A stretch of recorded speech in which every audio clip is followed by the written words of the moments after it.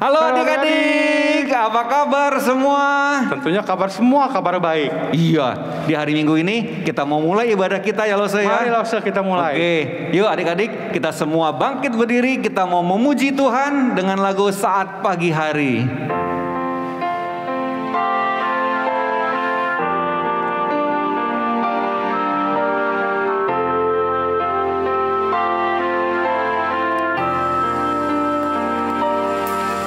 Saat pagi hariku datang lagi,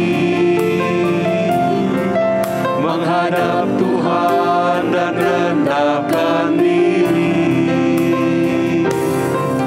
mengucap syukur buat hari yang Kau beri, memuji Tuhan dengan sepenuh hati.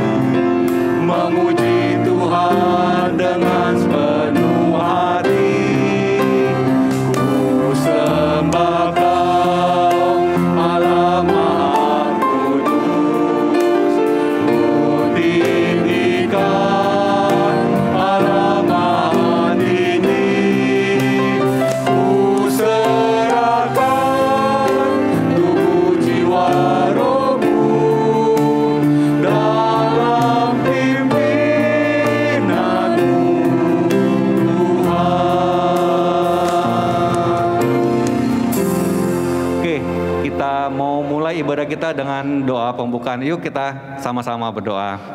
Tuhan yang penuh kasih, terima kasih atas pertolongan perlindungan Tuhan selama 1 minggu ini. Tuhan berikan kami kesehatan, berikan kami tubuh yang kuat. Terima kasih Bapa atas pada hari ini di mana kami diberikan kesempatan untuk memuji Tuhan. Kami mau mendengarkan firman Tuhan. Kuasai setiap kami, pimpin waktu di muka kami. Kami mau serahkan hanya di dalam nama Tuhan Yesus. Kami berdoa dan mengucap syukur. Amin. Mari adik-adik kita nyanyikan lagu yang kedua, yaitu Betapa Ku Bersyukur. Yuk semangat ya semua ya. Betapa ku bersyukur atas segala berkat-Mu, semua yang Kau berikan berguna bagiku. Allahku yang mulia, memelihara sempurna, Kau sertai langkahku selamanya. Syukur, ku bersyukur kepadamu. Puji agung namamu. Ku sembah kesucianmu. Aku ada sebagaimana aku ada hanya karena anugerah-Mu. Betapa ku bersyukur atas segala berkat-Mu, semua yang Kau berikan berguna bagiku. Allahku yang mulia, memelihara sempurna, Kau sertai langkahku selamanya. Syukur, ku bersyukur kepadamu. Puji agung namamu. Ku sembah kesucianmu. Aku ada sebagaimana Aku ada hanya karena anugerah-Mu. Wah, udah semangat ya Lose ya. Mari kita naikkan satu pujian lagi. Kita akan sama-sama mendaki ke Bukit Sion untuk berjalan-jalan bersama Tuhan. Iya. Mendaki ke Bukit Sion. Ya, kita harus semangat ya Lose ya. Ya, kita semangat.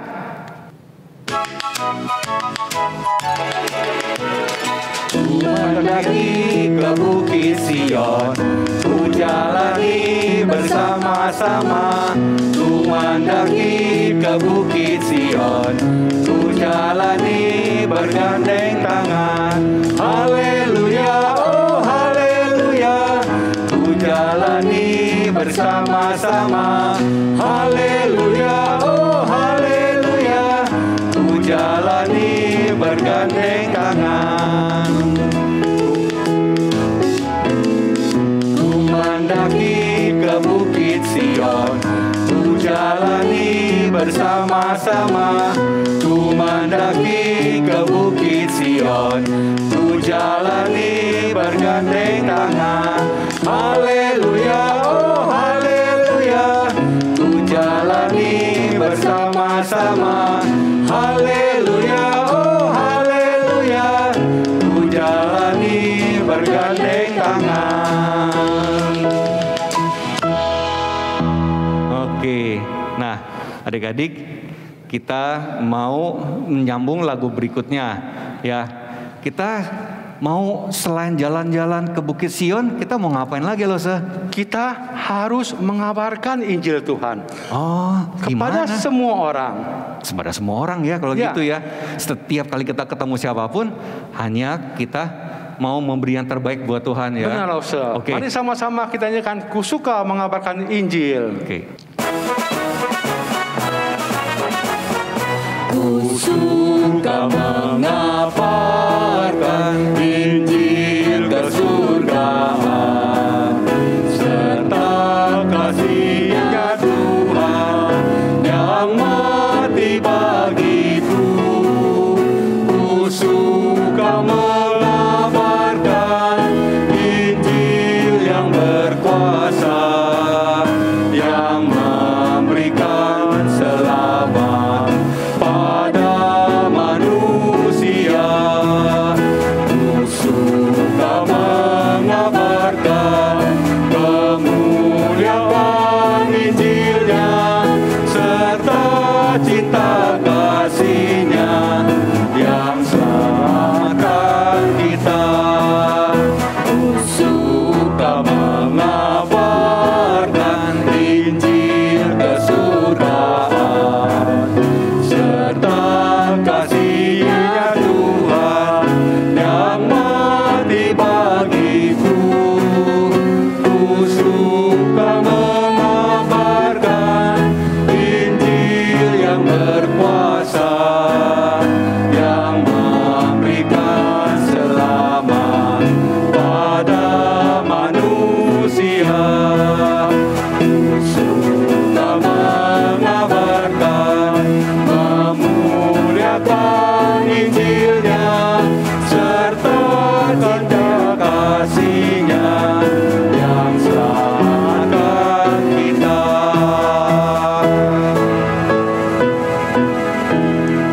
Oke adik-adik, kita mau dengan sikap berdiri yang sopan, dengan hormat, kita mau bersama-sama mengakui pengakuan iman rasuli. Pengakuan iman rasuli. Aku percaya kepada Allah, Bapa yang Maha Kuasa, Khalik langit dan bumi, dan kepada Yesus Kristus, Anak yang tunggal Tuhan kita, yang dikandung daripada Roh Kudus, lahir dari anak darah Maria, yang menderita sengsara di bawah pemerintahan Pontius Pilatus, disalibkan, mati dan dikuburkan, turun ke dalam kerajaan maut. Pada hari yang ketiga, bangkit pula dari antara orang mati, naik ke surga, duduk di sebelah kanan Allah, Bapa yang Maha Kuasa, dan dari sana Ia akan datang untuk menghakimi orang yang hidup dan yang mati. Aku percaya kepada Roh Kudus, gereja yang kudus dan am, persekutuan orang kudus, pengampunan dosa, dan kebangkitan tubuh dan hidup yang kekal. Amin. Oke, adik-adik, kita mau siapkan hati kita untuk memberi yang terbaik buat Tuhan ya. Baik, kita sama-sama mau mempersiapkan diri kita untuk memberikan persembahan. Bagi yang masih belum bisa memberikannya, bisa dikumpulkan dulu dan disimpan sampai dengan tiba lagi saat kita akan berkumpul di gereja dan dikembalikan. Atau bisa melihat dari screen barcode yang ada dalam layar TV kita. Oh iya, adik-adik jangan lupa di transferan barcode itu ada angka 1 di belakangnya untuk pengenalan bahwa ini adalah persembahan dari sekolah minggu. Iya, ya. Supaya membedakan persembahan kita dengan persembahan yang lain. Oke. Baik, kita persiapkan hati kita. Mari sama-sama kita memuji Tuhan. Betapa hatiku.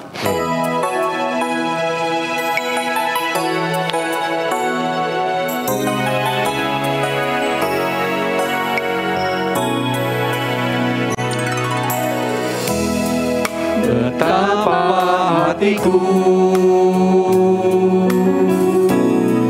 berterima kasih Yesus, Kau mengasihiku, Kau memilikiku. Hanya ini Tuhan persembahanku, segenap hidupku, jiwa dan ragaku, sebab tak ku miliki harta kekayaan yang cukup berarti untuk ku persembahkan. Hanya ini Tuhan permohonanku, terimalah Tuhan persembahanku, pakailah hidupku sebagai alatmu seumur hidupku.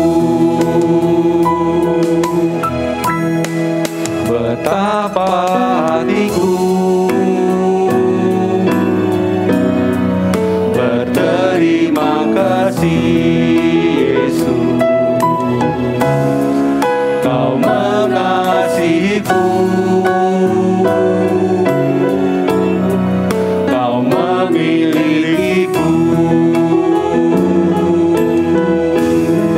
Hanya ini Tuhan persembahanku, segenap hidupku, jiwa dan ragaku, sebab tak ku miliki harta kekayaan yang cukup berarti untuk ku persembahkan.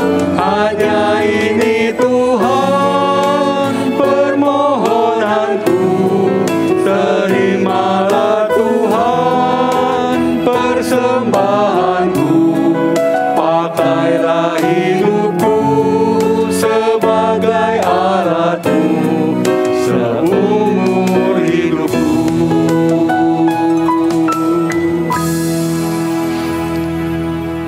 Yuk kita mau doa persembahan.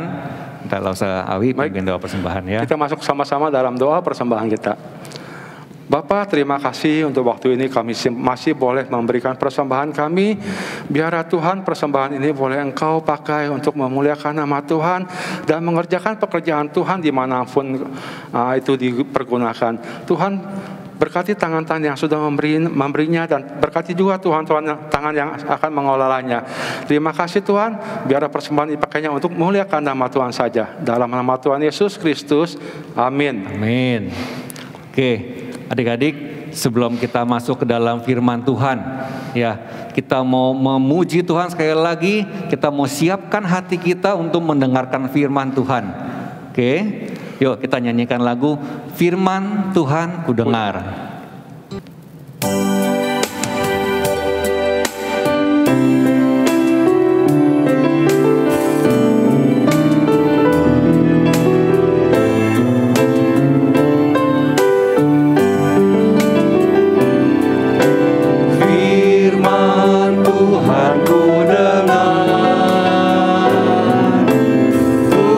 Tanam di hatiku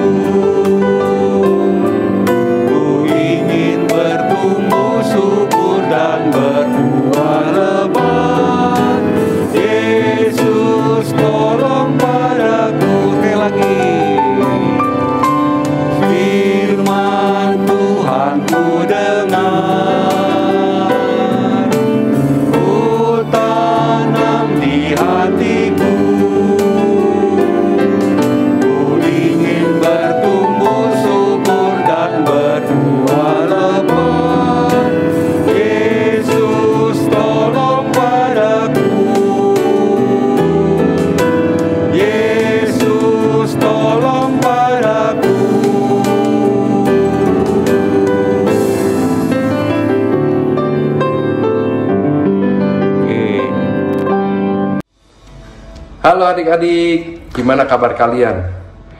Lause berharap kalian baik-baik saja ya, sehat selalu dan selalu berada di dalam lindungan Tuhan. Yuk kita sebentar lagi mau mendengarkan firman Tuhan pada hari ini. Lause sebelum kita mendengarkan firman Tuhan, Lause ajak kita semua untuk berdoa terlebih dahulu ya. Mari sama-sama kita berdoa.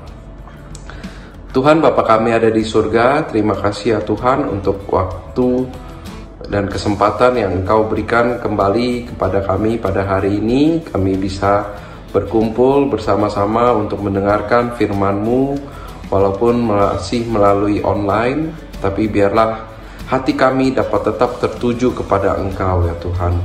Tuhan, berikan kami konsentrasi, buka hati dan pikiran kami selama 15-20 menit ke depan, agar kami dapat tetap fokus untuk mendengarkan firman-Mu pada hari ini.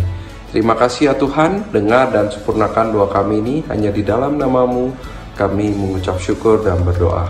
Amin.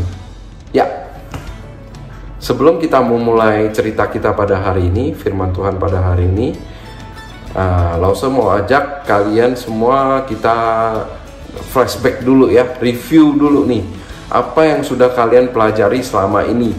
Nah, tidak terasa kalian sudah mempelajari 14 kitab di Perjanjian Lama. Wah, 14 lumayan banyak ya. Nah, yang kemarin terakhir kita belajar 1 dan 2 Tawarik. Hari ini judul firman Tuhan kita adalah Allah menyelamatkan dan memulihkan umatnya. Nah, seperti yang Lause tadi sudah review ya, kita akan mempelajari 3 kitab lagi di Perjanjian Lama setelah 1-2 Tawarik, yaitu kitab Ezra, Nehemia, dan Esther. Nah, 3 kitab ini berhubungan sebenarnya, karena ini adalah zaman pada saat kerajaan Persia menguasai daerah di Israel situ. Di sini ini adalah gambaran di mana kota Yerusalem pada saat itu dihancurkan oleh bangsa Babel. Kita lihat banyak umat bangsa dari Yehuda disingkirkan dan dibawa sebagian ke Babel, ke kota Babel kuno, tempat Raja Nebukadnezar berkuasa. Nah, disinilah kota Babel, kota di mana dari bangsa Yehuda diasingkan di kota ini. Kotanya terlihat besar ya. Nah, disinilah tempat Raja Nebukadnezar berkuasa. Namun pada saat Raja Kores berhasil menaklukkan kerajaan Babel dan menyatukan kekaisaran Persia yang besar, Allah menyusun berbagai peristiwa sehingga Kores memperbolehkan sebagian kecil umat Allah kembali ke tanah perjanjian untuk pertama kalinya.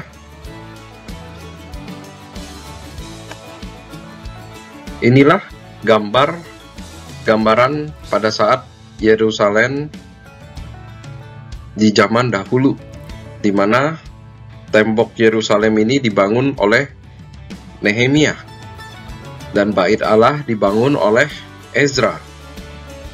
Dan kita bisa lihat dengan yang sekarang, kondisi yang sekarang, kita lihat ada kubah yang berbentuk emas ini sekarang adalah masjid.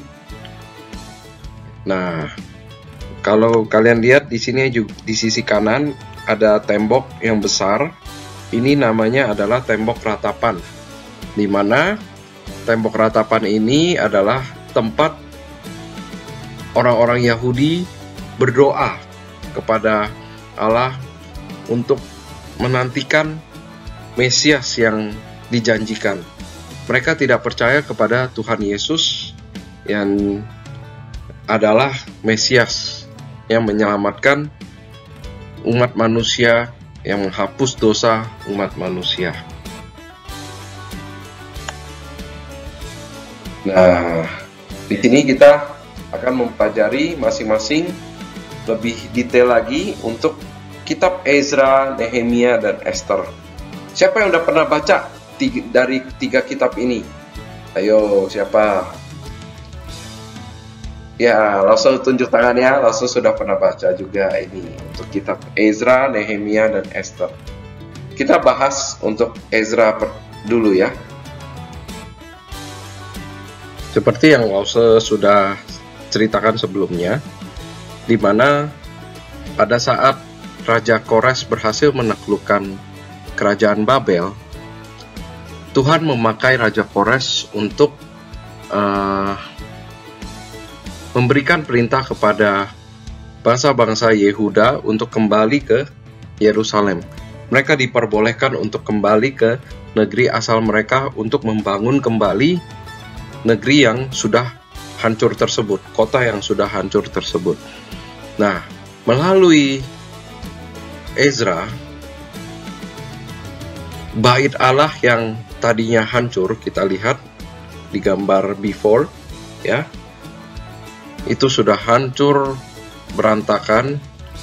Tapi setelah pembangunan bait Allah selesai oleh Ezra, bait Allahnya tampak sangat indah sekali, dan bangunannya sama seperti pada saat Raja Salomo membangun bait Allah. Muncul pertanyaan, kenapa yang dibangun bait Allah dulu, bukan kotanya?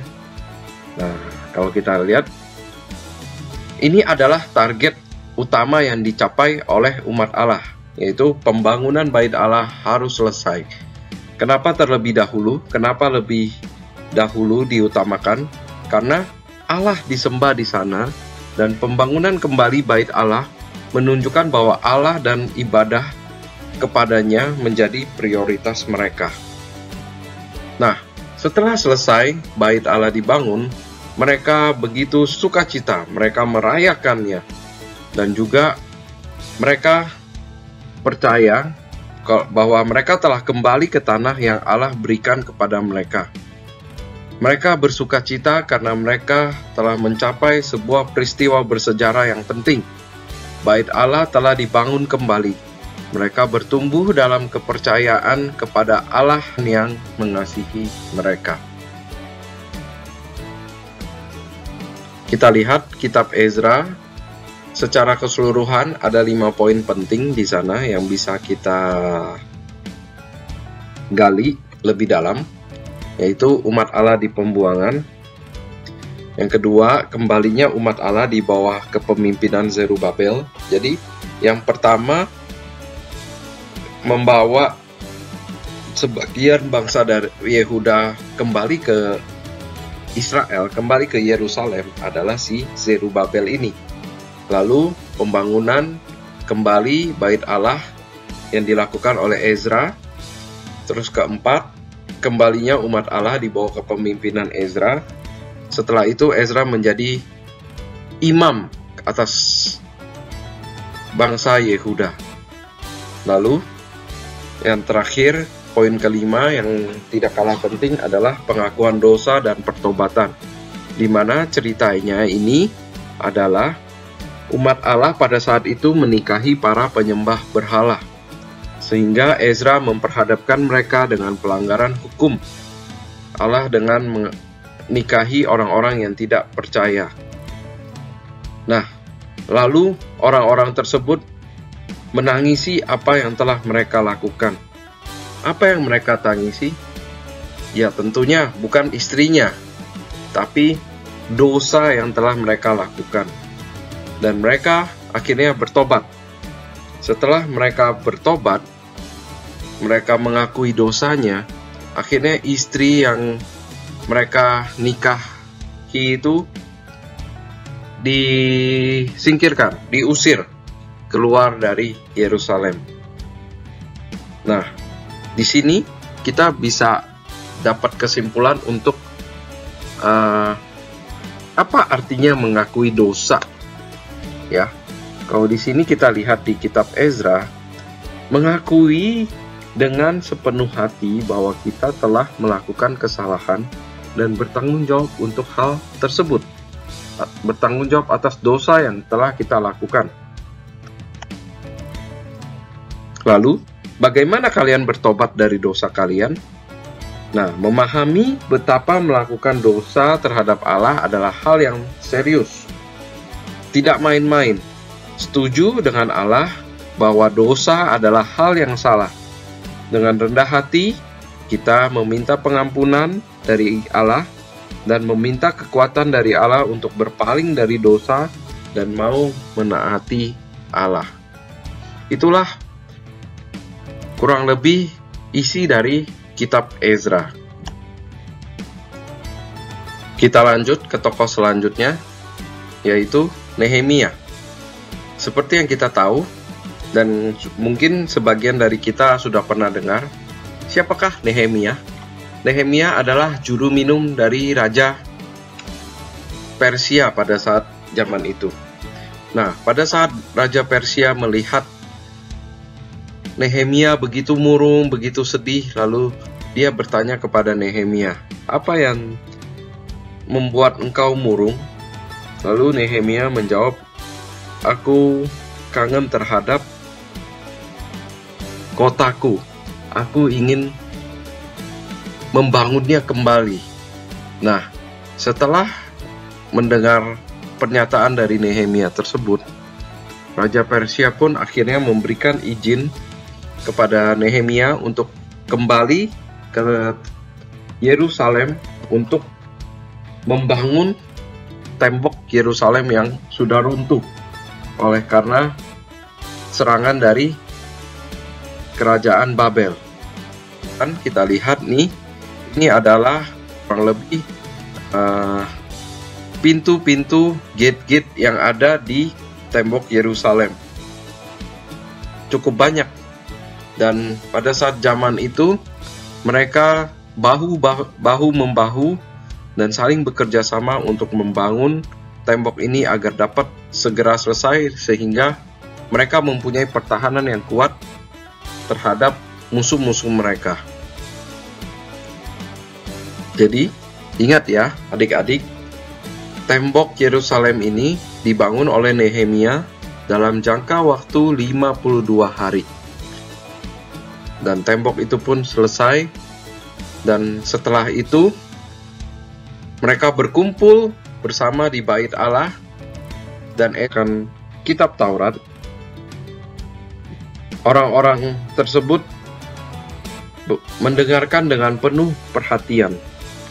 Lalu mereka meresponinya dengan meratap dan menangis. Apa yang mereka ratapi dan tangisi? Mereka meratapi dan menangisi dosa-dosa mereka. Mereka mengakui dosa-dosa mereka, mereka mengingat janji-janji Allah dan apa yang telah Dia lakukan bagi mereka. Mereka meminta Allah untuk menolong mereka, memelihara hukum-Nya, mereka menyembah Dia. Lalu, mengapa membaca firman Allah dengan bersuara, mendengarkan pembacaannya dan mendengarnya dikhotbahkan adalah hal yang penting? Melalui firman-Nya, kita belajar mengenal siapakah Allah itu, apa yang telah Dia katakan, dan bagaimana kita harus hidup bagi Dia. Ketika pendeta mengkhotbahkan firman Allah, dia mengumandangkannya sedemikian rupa sehingga semua itu bermakna bagi kita, seperti juga bagi mereka yang pertama kali mendengarnya pada saat zaman Perjanjian Lama. Allah memakai pembacaan dan pemberitaan firman-Nya untuk mengubahkan hati dan pikiran kita untuk menjadi semakin serupa dengan Kristus agar kita bisa hidup dengan Dia. Kita akan membahas kisah dari Esther. Ada hal yang menarik di kitab Esther. Jika kalian baca ya, kalian tidak akan menemukan kata-kata seperti Allah ataupun Tuhan di kitab ini. Kitab Esther terdiri dari 10 pasal. Dan ini kisah Esther ini merupakan sebuah narasi yang menunjukkan bahwa pemeliharaan Allah atas bangsa dan umat pilihannya nyata melalui kehidupan Esther, karena Esther adalah seorang Yahudi dibawa oleh pamannya yang bernama Mordekai kepada Raja Ahasuerus. Nah, kerajaan ini terletak di kota Susan. Ini merupakan bagian dari kerajaan Persia juga. Nah, Raja Ahasuerus ini mempunyai satu orang kepercayaannya yang bernama Haman. Haman ini sangatlah jahat. Dia sangat sombong dan dia sangat gila dengan kekuasaan. Jadi pada saat dia diangkat menjadi orang kepercayaannya raja, semua prajurit harus menyembah dia. Namun pada saat itu Mordekai ada di sana, tapi Mordekai tidak mau sujud kepada dia.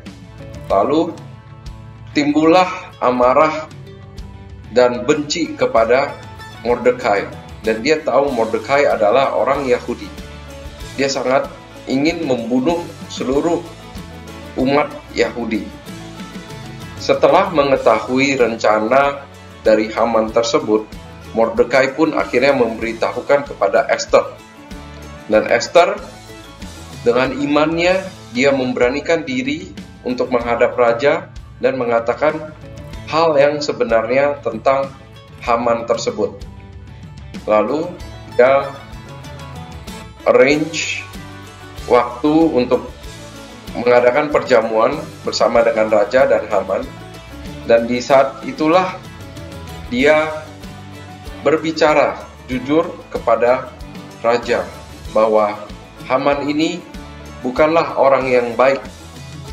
Dia ingin membunuh umat bangsa Yahudi, di mana Esther juga termasuk orang Yahudi. Nah, begitu Esther berbicara seperti itu kepada raja, dia melaporkan hal itu kepada raja, maka takutlah dan ciutlah hati Haman. Apa yang bisa kita pelajari dari kisah Esther ini tentang mempercayai Allah dalam masa-masa kesulitan besar? Kita lihat Esther dalam kesulitan besar bahwa dia harus mengaku bahwa dirinya adalah seorang Yahudi yang akan dianiaya dan dibunuh umatnya oleh Haman. Nah, baik Mordekai dan Esther menyadari bahwa Allah menempatkan mereka di tempat mereka berada untuk satu tujuan, yaitu demi kebaikan kerajaan Allah dan umatnya. Mereka mampu melakukan hal ini karena mereka percaya akan pemeliharaan dan perlindungan Allah. Kita juga harus menggunakan kesempatan yang Allah berikan kepada kita demi kebaikan kerajaan Allah dan umatnya. Sebagai suatu kesimpulan yang bisa kita pelajari dari 3 kitab ini, kita bisa lihat dari cerita Esther bahwa kita tidak sendirian ketika kita melewati keadaan yang sulit. Seperti Esther maupun Ezra maupun Nehemia, mereka mengalami keadaan yang sulit karena mereka diasingkan dari tempat mereka berasal. Seperti Ezra dan Nehemia, mereka diizinkan untuk kembali ke negara, ke kota mereka. Sedangkan Esther mempunyai iman dan memberanikan diri untuk mengungkapkan perasaan dia kepada Raja Ahasuerus. Nah, kita harus percaya bahwa Allah selalu menyertai kita. Dan juga Yesus menjanjikan kehadirannya kepada mereka yang menjadi miliknya. Kita harus tetap percaya dan terus beriman kalau Tuhan ada bersama dengan kita dan Dia memberi kita kuasa dan pertolongan yang kita butuhkan untuk menghadapi baik dalam masa yang baik maupun yang buruk. Kita hanya perlu percaya dan taat kepada perintahnya. Ya, sebagai penutup, kita ada ayat hafalan yang diambil dari Ezra 3 ayat 11a yang berbunyi demikian. Secara berbalas-balasan, mereka menyanyikan bagi Tuhan nyanyian pujian dan syukur, sebab Ia baik, bahwasanya untuk selama-lamanya, kasih setianya kepada Israel. Sekali lagi ya, secara berbalas-balasan mereka menyanyikan bagi Tuhan nyanyian pujian dan syukur, sebab Ia baik, bahwasanya untuk selama-lamanya, kasih setianya kepada Israel. Ezra 3 ayat 11a. Hari ini cerita kita sampai di sini. Mari adik-adik kita sama-sama bersatu dalam doa ya. Tuhan Bapa kami ada di surga, terima kasih ya Tuhan untuk waktu dan kesempatan pada hari ini. Kami baru saja mendengarkan firman-Mu. Tuhan, kami mengucap syukur karena firman-Mu menghidupkan kami ya Tuhan, meyakinkan kami ya Tuhan bahwa Engkau selalu menyertai kami dan Engkau selalu melindungi dan menyelamatkan kami dalam kondisi yang susah sekalipun. Engkau selalu ada, asal kami dapat terus tetap percaya dan taat kepadamu. Terima kasih ya Tuhan. Sebentar lagi kami akan mengakhiri ibadah kami pada hari ini. Kami mengucap syukur juga ya Tuhan untuk berkat-berkat yang telah Engkau berikan kepada kami sepanjang minggu ini. Sebentar lagi kami akan mengakhiri ibadah kami. Tuhan, kiranya Engkau yang pimpin selama seminggu ke depan lagi. Kiranya kami dapat tetap berpegang teguh dan terus mencari wajah-Mu ya Tuhan. Tetap berdoa dan terus mengandalkan Engkau di dalam kehidupan kami. Terima kasih ya Bapa. Dengar dan sempurnakan doa kami ini. Hanya di dalam nama-Mu kami mengucap syukur dan berdoa. Amin. Nah, anak-anak, kalian sudah mengikuti kebaktian online pada hari ini. Sudah memuji Tuhan, sudah mendengarkan firman Tuhan. Biarlah firman Tuhan yang kita dengar boleh menolong kita untuk seminggu ke depan kita bisa hidup buat Tuhan. Kita hidup menyenangkan hati Tuhan, melakukan apa yang Tuhan mau. Oke? Nah, anak-anak, saya ingin umumkan bahwa minggu depan kita tidak ada kebaktian online tersendiri untuk sekolah minggu. Kenapa? Sebab minggu depan kita akan merayakan Parents Day bersama-sama dengan orang tua kita. Jadi kebaktiannya kita akan ikut dengan papa mama kita di dalam kebaktian umum. Ya, sekali lagi, minggu depan kita tidak ada kebaktian online sekolah minggu sendiri, tapi kita akan ikut bersama dengan papa mama mengikuti kebaktian untuk merayakan Hari Parents Day. Nah, untuk aktivitas yang kalian sudah kirimkan, aktivitas minggu lalu yang kalian sudah kirimkan, nanti akan ditayangkan setelah kebaktian umum selesai. Oke anak-anak? Mari bersama-sama kita akan bangkit berdiri, kita akan tutup kebaktian kita pada hari ini di dalam doa. Namun sebelumnya kita akan nyanyikan lagu Bapa Terima Kasih.